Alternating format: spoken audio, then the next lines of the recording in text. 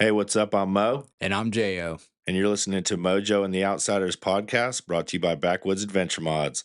Today, we're going to have the founder of Backwoods, Mr. Evan House, on, talk SEMA builds, two wheeled fun, and CAD drawings. Not the ones you're thinking of.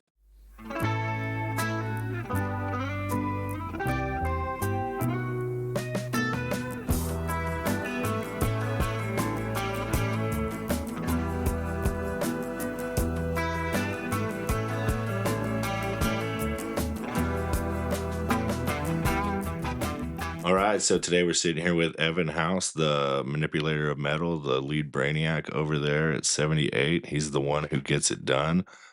He's going to tell us a little bit about how this thing got started. Yeah, so it was back in 2007, and I had purchased a bumper for my truck at the time on Craigslist before Marketplace was really a thing, and it was like $200. So even then, that was a really good deal. And I had a buddy who thought that was really cool, but couldn't find a good deal. And then we both kind of wanted a matching bumper for the front or the back, respectively. So I thought, well, I've got a welder, and he said, you should try it out. You should try to make one. So we did, and it wasn't as hard as I thought, although looking back, I saw a picture of it and maybe it wasn't quite as good of a product as I thought initially, but it got it started. And I built a few more for some local guys, and somebody put it on a forum, and then I joined the forum, and questions started flowing, and other people said they wanted them. Well, it just kind of started really organically like that. So, like you mentioned, it was actually in like a lean-to behind my dad's shop. So it was open walls, just a roof, and I started with like $5,000 to pick up a entry-level welder. I was borrowing a plasma cutter, and it was a big deal to go buy one sheet of metal, which at that time was 75 bucks. I wish I could get steel for 75 bucks now. Yeah. Well, it's funny.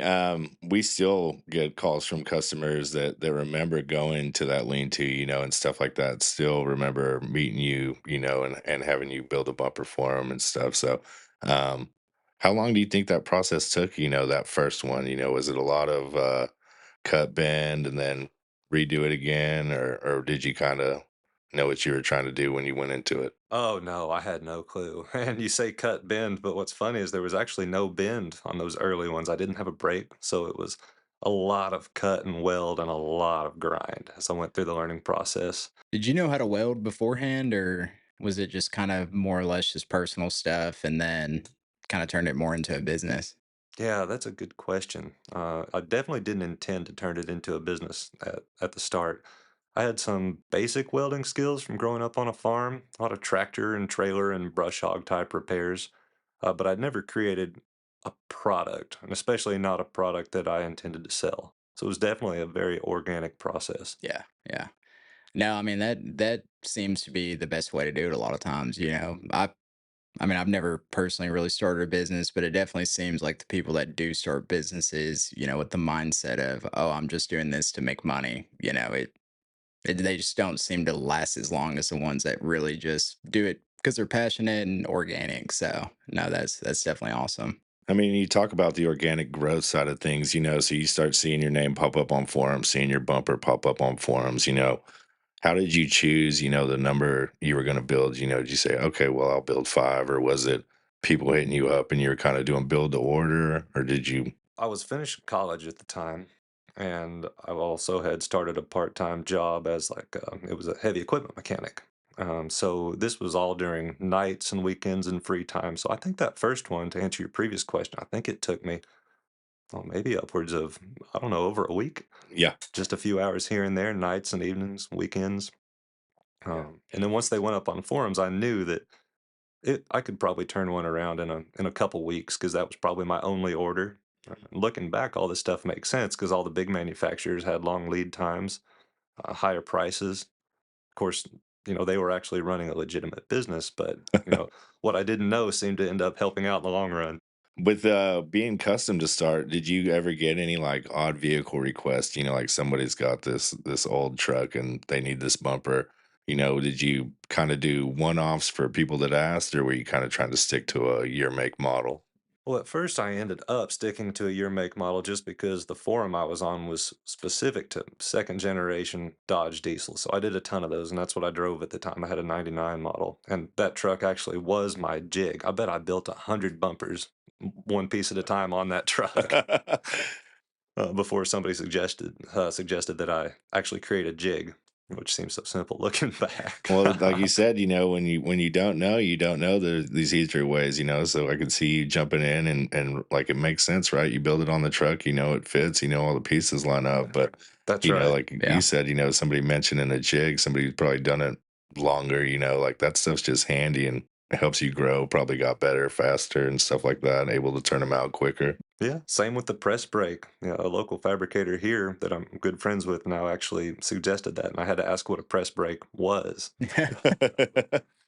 But also on the one-off versus a line of products, it was Dodge stuff for a long time. Then as the new body styles came out, I rolled with those. But then I did get some oddball requests, which the oddest one, and this may segue into one of your later questions, so I'll keep it simple. But a local cabinet maker here, Jason Justice, he bought the first four-wheel drive Sprinter van, and this was long about 2015 at this point. And he brought it to me because I built him some stuff in the past. Yeah. And he said he wanted a bumper for his van. And I thought that was the craziest idea. The camper van wave was still really, really underground. And this was the first year of the four-wheel drive Sprinters. He had the first one in Northwest Arkansas, so I ended up taking him up on that and building something that was pretty cool, but it's a lot different than what we make now. So 2007 to 2015, was there a time in there where you were like, okay, I'm gonna put this mechanic business to the side and building bumpers is what I'm gonna do. Yeah, that's right. So I think that was about 2011 or 12, and I can't remember which exactly, but I quit my job. They let me drop down to part-time, so I'd quit at noon, which was really cool of them and really helped me looking back, Yeah. and made the jump. And um, about that same time, a little bit before it was when I built the first shop that we started in, the first real facility. So I went from the lean-to kind of shared space to a 4,000 square foot shop that I put up on some family land. Yeah. Walls on all sides. That's right. Four walls was a big improvement. Yeah. How wild of a feeling was that? To look from the beginning to all of a sudden you're in a 4,000 square foot shop, a few years later. I mean, was that like just a wild feeling?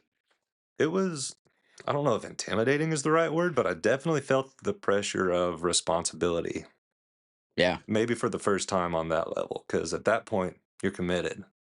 No real job, and then a big in that, and to me that was a big building and a big financial commitment. Yeah. No, I mean it would definitely be something that would make, I think most people nervous. You go from just doing it because you love it, and then yeah, like you said, next thing you know, you have a responsibility, and you're like, oh, what am I doing?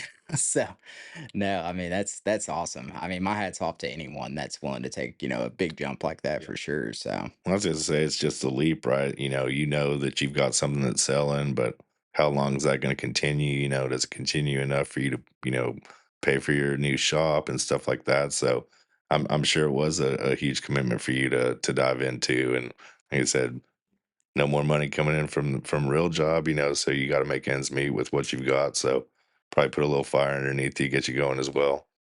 It did, but another thing that before, let's see, I guess that was about the same time I got married, but we were newlyweds and didn't have any kids. We had a puppy. So I think when you're in that stage of life, it's easy to have some extra confidence. Maybe that's not even warranted because what you don't know. Yeah. Was Morgan behind this as well? Was she like, "Do it, Evan, you gotta do this," or was she kinda hesitant as well to get you out there full time? She's always been 100% supportive of anything to do with the business or anything in life, really, and that's why we have such a great marriage. But Yeah. yeah, she'll tell you she's been along for the ride all the way. Ups and downs, all the bumpers in between. Lots of late nights. Yeah. yeah, I bet she always seems super helpful, super kind. Like you said, it takes somebody like that in your corner to kind of, sometimes help push you along. You start second guessing yourself, and when you got a partner like that who's behind you 100%, it kind of gives you that confidence to continue and grow with it. So, hats off to you both, really. Oh, absolutely, man. And well, and one thing that I've kind of always wondered, I've always meant to ask you, but what is what is the easiest, or not even the easiest, what is your favorite backwoods product you've ever designed, and what would be the hardest backwoods product you've ever designed? And that's a really tough question. Depends on how you look at it.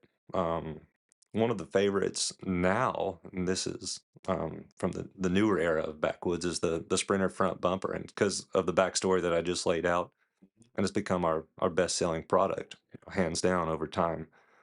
Especially the way it's evolved from a single piece of steel to this really cool hybrid unit that's had a bunch of offshoots and different products. So that's probably my favorite just because of what it led to and what it created. And that's, like you touched on, that first Sprinter bumper, it's funny to think where, you it was a crazy request, and then now looking forward, it's the product we've sold the most of, so it's very cool, very forward thinking, like you said, you see these vans and you wouldn't think anybody'd want a bumper like that, but I wouldn't say it was forward thinking at the time because after I made that first bumper, it was a custom unit made by hand. So I used foam core templates. I threw the templates away. Oh man. I thought I would never get that request a again. one-off, never ever to be done again, right? No, it certainly grew, and so was it 2017 around there? Is that when you and Chris had kind of got together, to discuss this merger? Or That's right. Yeah. So my product line had grown to most 3/4 ton and 1 ton late model trucks and the Sprinter. So in between that 2015 and 27 timeline is when I learned a little bit more that the Sprinter wasn't something that you should just cast aside. It's a big deal. It's important. People care, and it's a really cool growing trend. And then in 2017, I guess we were getting ready for the SEMA season, and I was looking for another SEMA build because we'd done that a few times. And a friend of mine that worked at the local metal distributor left that job to come work for Chandler, and he was telling me how cool their toolboxes were and all the other products and how good of a place it was. And he said that we could probably partner up in some capacity on a SEMA build. So that introduced me to Chris, and we didn't end up doing a SEMA build, but it turned into so much more than that. yeah, So we talked about a SEMA build, and that kind of led in conversation to, well, he asked me, "What are your needs? How can we help you? Maybe we can supply some parts. We have a really nice brake. We have a laser. We have all these cool tools. Maybe you can put in an order for cut and bent parts, and that'll help us both out." yeah. I mean, that's super cool. I've kind of heard the story, of a late night run in Vegas and you and Chris kind of making this deal happen, overnight, really taking it, from where it was, where you'd grown it to, and Chris being able to put more into it and everything and keep this brand growing. So, um, Yeah, that was a really cool story. So we had talks about how to partner up, but it hadn't really come to anything. But one of the people here, Ty, everybody knows Ty. mhm. Um, he and I hit it off immediately, and we stayed in touch just a little bit at first. And when we had my wife and I and a couple employees had made it to Vegas, and our first night there, as soon as we got downstairs from the hotel we were staying at, I can't remember which hotel, but in the lobby, I heard Ty. Right, he was probably standing across the Yeah, street. checks out. Yeah, next hotel over. Yeah, No, they were sitting there at the blackjack table, and I heard a familiar sounding voice, and I looked, and he's super tall too, so I recognized him right out of the gate, and kind of ran up to him and scared him, and said hi. And yeah, Chris was there, and some of the other members of the team, so we got to hang out, get dinner together, break bread, and just enjoy the show. yeah. So I mean, you're obviously into cars before the bumpers. If you're doing SEMA builds and stuff like that, So, what would have been like your favorite SEMA build that you had ever done? I mean, Yeah, I've seen a couple of them, and they all look super rad. yeah, we did a couple cool solid axle conversions, and those are always cool because you take a truck that's independent suspension and you just rip everything out from underneath it. Right. Those are really cool, but probably the most unique one was I've always been into. pre-runner type builds. Mhm. So I did one on an SUV. I grabbed a Yukon Denali, which I had to look specifically for a two-wheel drive so I could get the long travel. And I ordered a long travel kit for a Silverado and made it fit the Yukon. I did a truck conversion to the front end so I could use a big fiberglass one piece front end, and I put some flares on the back and did long travel. So it was unique. It had a supercharger, Yeah. 6 liter, all the cool stuff.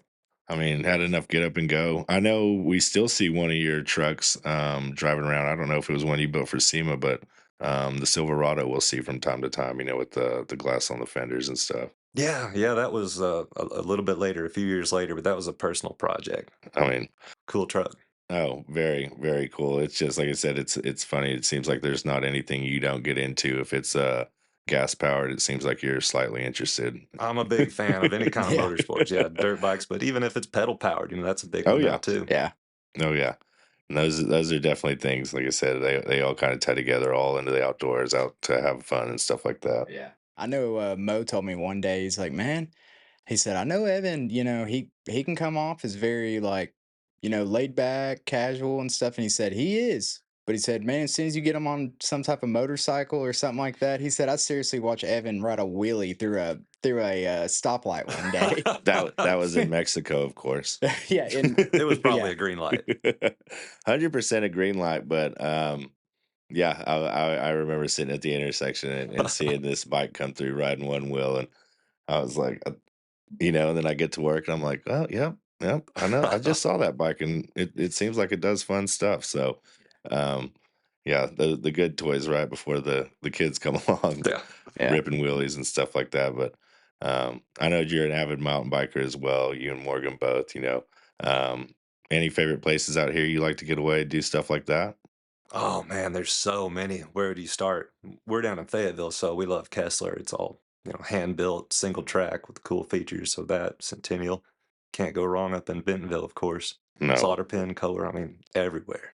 When you guys are you on like part of like the trail repair team? It seems like you guys are always doing like work days out on the trails and stuff like that. A lot of these nicer weekends, keeping the trails in shape for folks like us to ride down. Yeah, so Kessler down in Fayetteville is almost 100% built by the Ozark off-road cyclist. So Morgan did a stint as a vice president, and we both volunteer and help build trail. We haven't as much lately, but we help where we can. Oh, oh, absolutely right. Life shows up sometimes. Can't give all your free time. Sometimes raising kids will happen as well. Yeah, that'll happen. How long have you been riding mountain bikes? I think my story is a lot like a lot of people around here because, like everybody, I grew up as a kid with bikes, but the trails then weren't what we have now. Yeah. So I think we got back into it pretty heavily around 2018 or so. Okay. Heck Yeah. yeah. No, like you're saying, right? I can remember just ripping down a dirt road. Like that was your riding as a kid growing up. You took off, rode to the creek, rode it back to the house afterwards. So Yeah. certainly crazy to see what it's become in this area. Yeah, I remember, when bikes used to just be something you'd buy just to hang out with your buddies, and Yeah, now exactly. it's still something you buy to hang out with your buddies, but it's just, yeah, like you're saying, I mean, it's just nuts how big it's gotten, you Yeah, they know? cost a little more now too. They definitely cost a little more. Oh my gosh, right? Like everything, and just like everything, as soon as you buy it, it went down, half its value as soon as you put tires on dirt. So Oh, I remember along that 2018 timeline that I was telling you. I have a buddy, Corey. He's big in the mountain biking scene, and I said, I think I'm gonna look for a bike. He said, "What's your budget?" And I thought really hard for a long time, and I said, I think $500 would buy me something really nice, although I hate to spend that much. He said, "You may need to look around a little bit. Things aren't what you things aren't what you remember." no, no, right now, right, you couldn't get anything, barely get components, for a bike for $500. Yeah, yeah. It's funny though, because it's like people, especially with mountain bikes, they always have different perspectives. Like, I got a buddy that he's really into banjos and mandolin, and I mean, plays a ton of it. And it's funny because he wanted to get into mountain bike, and he asked me, he said, "Man, you know, about what do you think I need to spend to buy like a decent bike?" And I said, I recommend doing a hardtail first, but if you want to do a full suspension, I said, dude, you're gonna be, for a decent one, used, probably 2 grand. And he looked at me and he said, "You're telling me a bike is 2 grand?" And I was like, "Dylan, you just showed me a $20,000 mandolin yesterday." And he was like, "Well, yeah, I mean, that's worth 20 grand for a mandolin. I don't see why a bike would be that much." I'm like, so it's just funny how, yeah, the perspectives are always funny to hear. Yeah. So, Yeah, it's different for everybody. I mean, my left sock has 2 holes in it that I'm wearing today because 'cause I'm not gonna buy a new pair. No, right, right. Still covers the heel and most of the foot. It's in good shape. No, right. You pick the things that you really want to spend your money on. That's right. Bikes, trips, adventures. And the rest of that stuff you can make do with. You yeah. said a hole in the sock, man. I'll get you through the day, get you on a sweet bike, and that's what I'd do too. Oh, you yeah. know, anytime you can stretch those dollars out. So this was a question that I really was definitely wanting to hear because I've always been, curious. What has been it was the question I asked earlier, what is the hardest product you've ever had to design? Or is there one? Is there one that's just like really giving you a lot of challenges, but when you nailed it, you're like, this is it. Usually what makes something hard is when there's lack of direction. So with custom commissioned projects, you see that a lot. And what I learned, the hard way to look out for is when somebody says, I'm not picky, just do something cool. So they basically said, I don't have any idea what it is that I'm looking for, but just use your judgment and build something cool. And more than once, I did something that I was really proud of, thought it was awesome. And the guy shows up and said, well, it's cool, but it's not what I had in mind. It's like, Yeah. Yeah. you Yeah. didn't have anything in mind, or if you did, you should have told me. So really, that's on you. So I learned to get at least some sort of napkin sketch and share progress pictures along the way. As far as actually a product that's hard to build, for me, it's anything that's three-dimensional in the sense of tubing. So whether it's a really intricate grill guard or a roll cage, exoskeleton, something like that. Because not only is that tricky to get right, once you get the one side of the vehicle done, then you have to mirror it perfectly on the other side. So a lot of mistakes can happen. Now you're completely self-taught, correct? Like you Yes. kind of taught all your skills and how all this works, stuff like that. So But there's been a lot of positive influence from other fabricators that were older than me, a little bit further along than me when I started. So yeah, I'm self-taught, but with a lot of positive influence from local guys.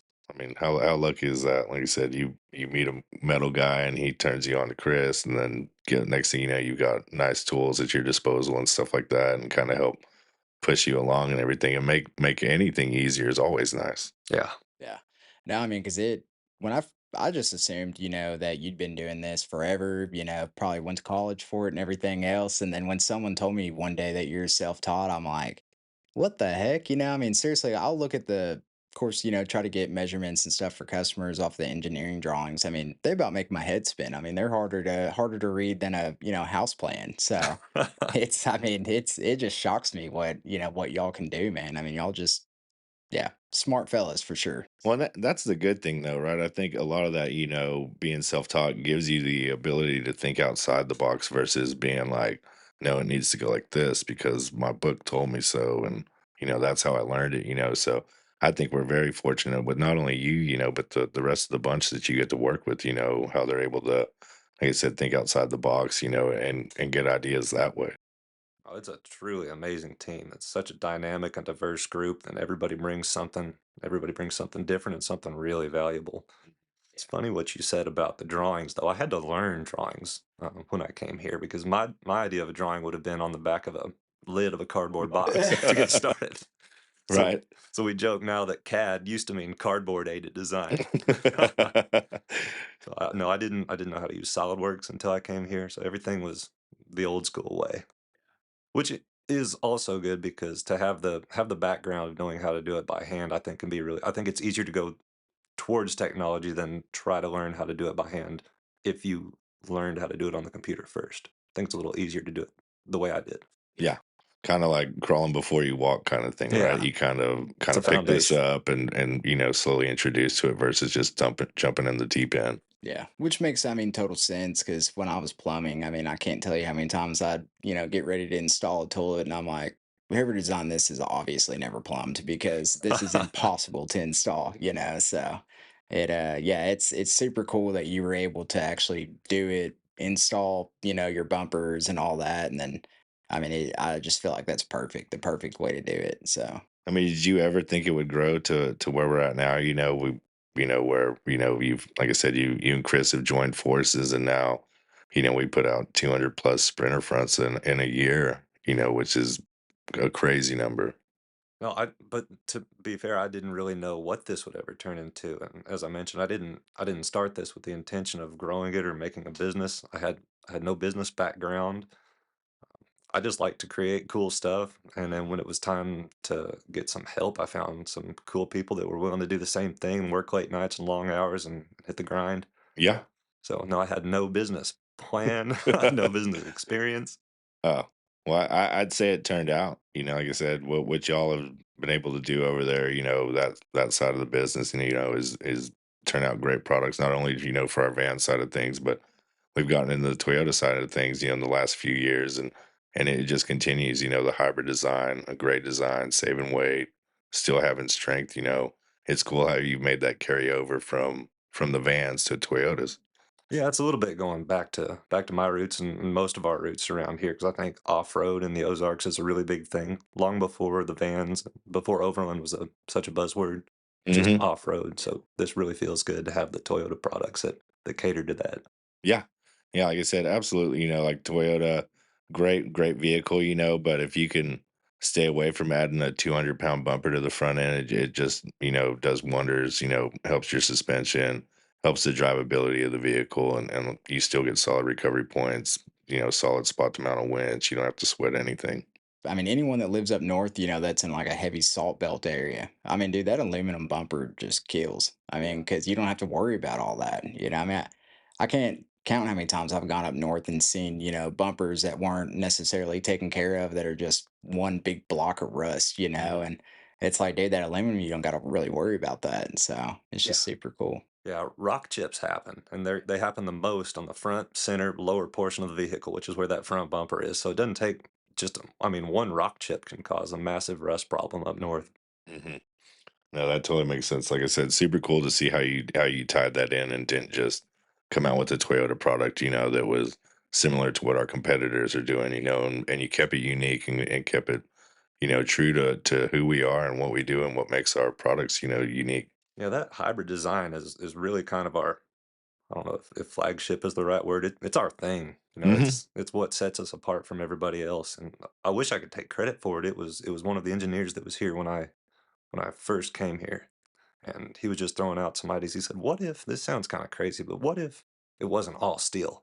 What if part of it was aluminum?" I said, "Well, good luck welding the steel to the aluminum." And he explained what he meant, and we tried it out and thought it was really cool. Some other people thought it was really cool. And this was the 2014 to 18 Sprinter front bumper.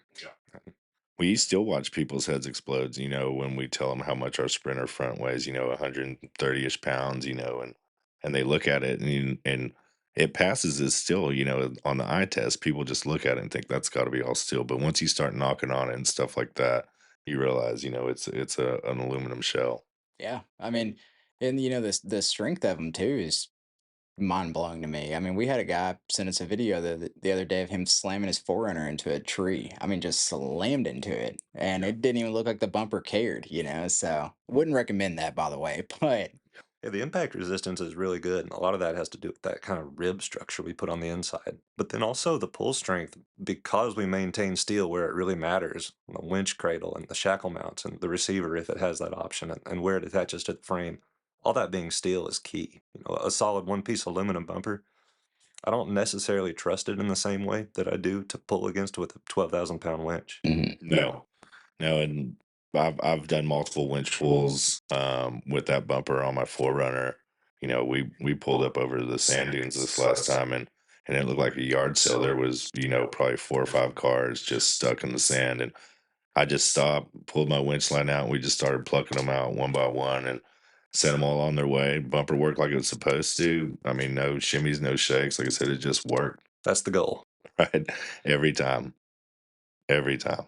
man, it's just one of those deals where even before I started working here, man, I was just such a big, I mean, Backwoods fan. To tell you the truth. Obviously I live in Arkansas, so I'm slightly biased, but man, y'all just kill on your designs. I mean, seriously, they're just so stylish, and functional. So I mean, it's very rare you get the two together. So I mean, it's I mean, man, y'all kill it seriously. Well, I think them, like Evan touched on, he comes from this side of things, the off-roading industry, and so it's like when you can have people that come from that background helping design the product for the people that are, living that same life, it's like it just works. So, yeah, like I said, I think we're all lucky to come where we've come from, off-road industry, and now we work at an off-road place, so it's like it's pretty sweet.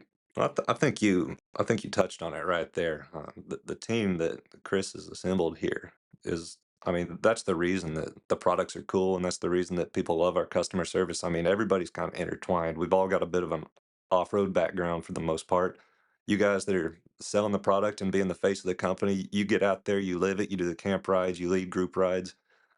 You know everything there is to know when it comes to off-roading and what the product needs to do, and that gets communicated to us. If everybody on the engineering team doesn't necessarily have that same background, we all kind of work together, and some of our products might go through, I think you guys are aware of this, but some of our products might go through 4, 6, 8 revisions before the public sees it. Hmm. So I mean, we really beat them up and try to make sure they, like you said, perform like they should, but also look really cool. So there's a lot of input from a lot of different directions.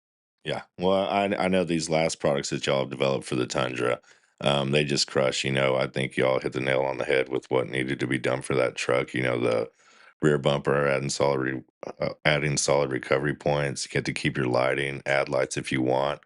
So I'd say keep doing what y'all do. The Tundra, one of the coolest things about the Tundra, and this speaks to our team on the engineering side.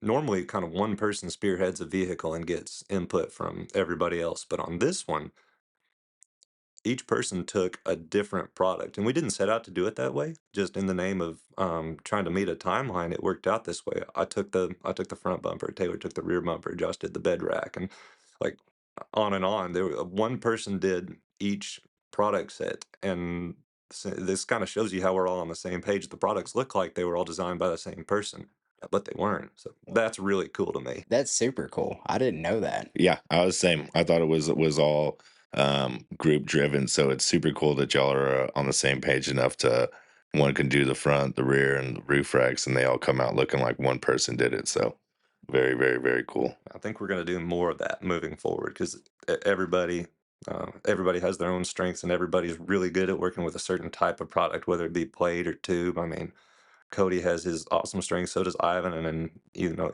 Ethan's our newest team member. He's got a fresh perspective too. Dude, Ethan's got the fire. Like I love his energy. You can tell he's always just eager to help in any way he can. You can tell he just thankful to be here, and you can tell he wants to work hard and continue to grow us. And so it's like you want another team member like that. Yeah, he doesn't sit still. He's a go-getter, and that's one of my favorite attributes. Yeah. You'll never see him just sitting idly playing on his phone, at least not while he's here.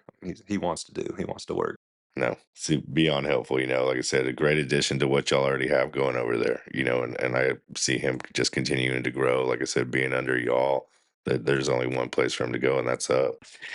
As far as this podcast goes, I mean, man, we seriously do appreciate you coming. I Yeah. mean, seriously, I know we see you a lot, but I mean, it really does mean a lot to us for you to, take some time away from your work day and do this with us. And Well, man, I mean, yeah. It it's just cool to hear, like I said, the side of the business that you're on. Like I said, I was unaware of the Tundra stuff, and kind of getting to hear the background of Backwoods, the jump off and how you grew this, and stuff like that. Super super cool. I know you said that you had a lot of great help along the way.